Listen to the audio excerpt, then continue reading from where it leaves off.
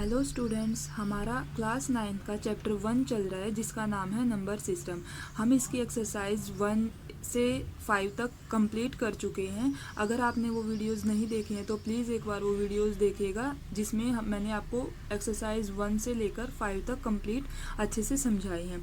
आज इस वीडियो में हम अपनी एक्सरसाइज 1.6 का इंट्रोडक्शन करेंगे, यानी 1.6 को समझने से पहले हमें किन किन इम्पोर्टेंट्स बातों के बारे में पता होना चाहिए वो देखते हैं। ठीक है, तो जब हम एक्सरसाइज करेंगे उस एक्सरसाइज के क्वेश्चंस करने से पहले हमें कुछ बातों के बारे में पता होना चाहिए। ठीक है, जैसे देखिए, जैसे हमारे पास कभी क्वेश्चन आ जाए कि आप 17 की 5 इंटू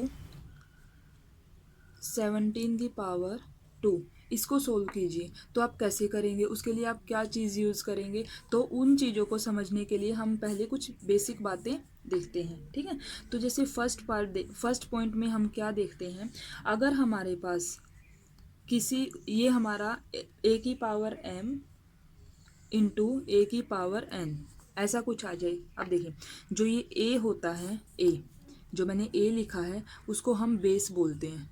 ठीक है, और जो भी ये पावर्स हैं, जैसे ये m है और n है, m और n हमारे यहाँ क्या कहलाएंगे, इनको हम एक्सपोनेंट्स बोलेंगे। ठीक है, m और n को हम क्या बोलेंगे, एक्सपोनेंट्स बोलेंगे।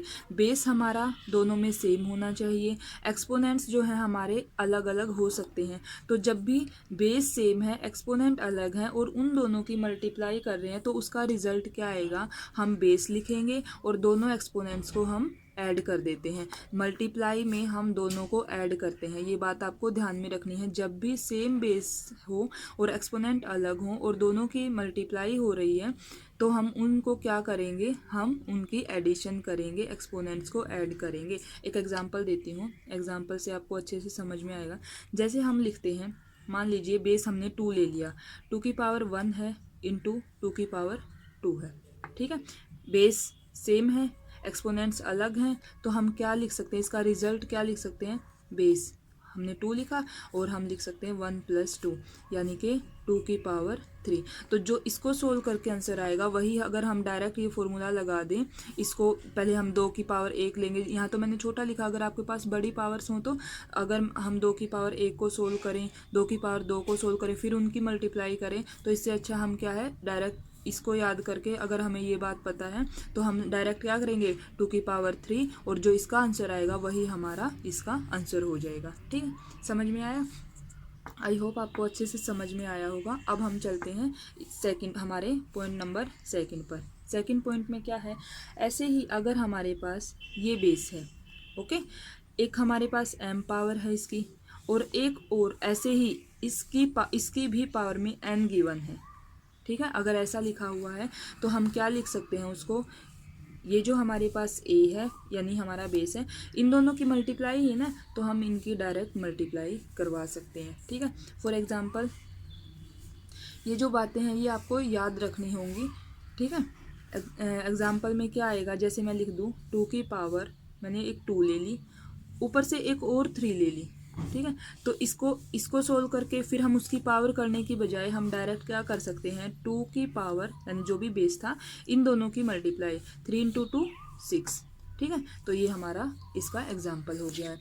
अभी थर्ड पॉइंट हमारे पास क्या होता है, ये तो हमने किया मल्टीप्लाई का रूल। अगर ऐसा ही सेम बेस के साथ हमने इनको आपस में डिवाइड कर दिया हो, ठीक है, बेस वही सेम है, एक्सपोनेंट्स हमारे डिफरेंट डिफरेंट है, यानी पावर्स जो हैं वो डिफरेंट डिफरेंट। जब भी हमने इनकी मल्टीप्लाई की है तो हम पावर्स को ऐड करते हैं, और जब हम डिवाइड करते हैं तो हम पावर्स को माइनस करेंगे, m - n। ए की जो एक्सपोनेंट हमने ए के लिखे हैं m - n होंगे, और याद रखना है जो नीचे पावर होगी ना, जो भी नीचे वाला एक्सपोनेंट होगा वही माइनस होगा। ठीक है, ये बात आपको ध्यान रखनी है। इसी से एक और बन जाती है हमारे पास, एक और पॉइंट आता है हमारे पास, वो क्या है, जैसे ऊपर मान लिया हमने 1 है और नीचे मैंने a की कोई भी पावर लिख ली, n लिख ली, तो उसको हम हमेशा क्या लिखते हैं, जो ये होता है वो किसके इक्वल होता है, a की पावर माइनस n। जब भी हम नीचे वाली पावर को ऐसे ऊपर करके लिखते हैं तो वो हमेशा क्या आ जाती है, नेगेटिव। इसीलिए हमने जब इसको a की जो m थी वो डिनोमिनेटर में थी ना, तो जब हमने m के साथ उसको लिखा तो हम देखो हमने क्या किया है, माइनस में लिखी है। तो ये आपको बात याद रखनी है। ऐसे ही अब हमारे पास एक पॉइंट और आता है, 5th पॉइंट। वो क्या है हमारा, अगर हमारे पास ये तो हमने बात की है सेम बेस की, है ना, और जो ये इसमें जो ये किया है ना, हमने m में से n को माइनस किया है ना, तो इस कंडीशन में क्या होता है, हमारा जो m है वो ग्रेटर होता है n से। ठीक है, अब हम 5th पॉइंट देखते हैं।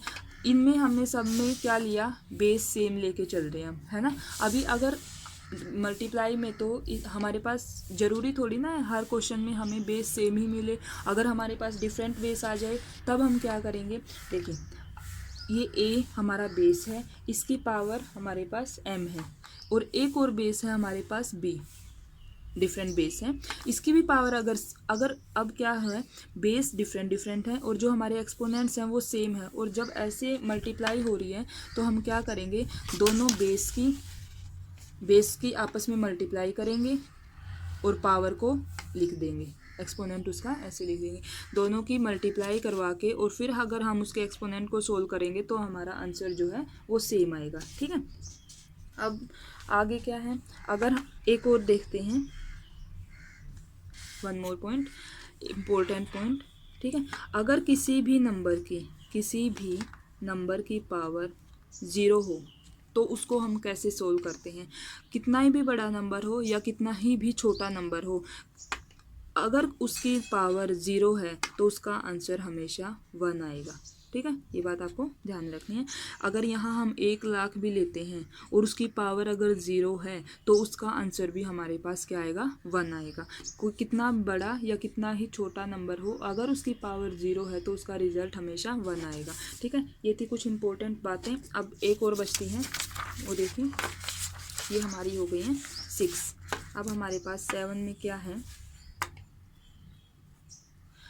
देखिए अभी आपने पीछे लास्ट एक्सरसाइज में भी देखा, जब भी हम रूट लिखते हैं किसी भी नंबर का, हमने रूट लिख दिया, इसका मतलब क्या होता है, इसका मतलब होता है कि ये जो रूट है ये बताता है इसकी हाफ पावर को।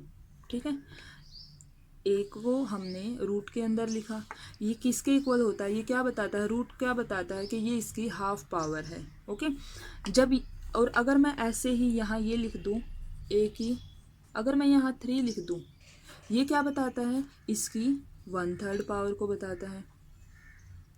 ओके, तो क्या देखिए, जब यहाँ कुछ लिखा हुआ है तो हमने 1/, उसकी उतनी ही पावर लेनी है। ठीक है, जब कुछ ना लिखा हो तो उसका मतलब ये होता है कि वो जब नहीं लिखा हुआ है तो ये रूट है वो उसकी बेसिकली जो है 1/2 यानी कि हाफ पावर को बताता है।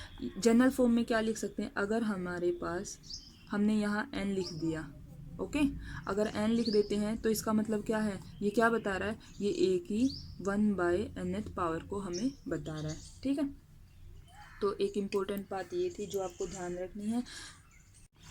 लास्ट एक बात और क्या ध्यान रखनी है आपको, अगर हमारे पास ये गिवन है a की m/n, ये गिवन है, तो इसको हम कैसे लिख सकते हैं, ये हमारा a की, देखिए यहाँ 1/n है ना, 1/n यानी उसको हम रूट में ये लिख सकते हैं, ऊपर क्या बच गया, m पावर जो है वो इसके मल्टीप्लाई में है, तो इसको हम ऐसे लिख सकते हैं। ठीक है, एक ये बात ध्यान रखनी है आपको। तो ये थी जो हमारे इस एक्सरसाइज को जब हम करेंगे 1.6 को, तो आपको ये बातें जो है वो सारी याद रखनी होंगी। ठीक है, तभी अगर आपको ये याद होंगी तो आप इजीली क्वेश्चन को जो है आसानी से निकाल पाएंगे। तो ये थी हमारी एक्सरसाइज 1.6 का इंट्रोडक्शन। कल के वीडियो में हम इसकी एक्सरसाइज 1.6 करेंगे। अगर आपको मेरी वीडियोज़ अच्छी लगती हैं, आपको कुछ समझ में आ रहा है, आपके लिए थोड़ी भी वो अगर वो हेल्पफुल हैं, तो प्लीज़ मेरी वीडियो को लाइक करना, चैनल को सब्सक्राइब करना और अपने फ्रेंड्स के साथ शेयर करना। Thank you.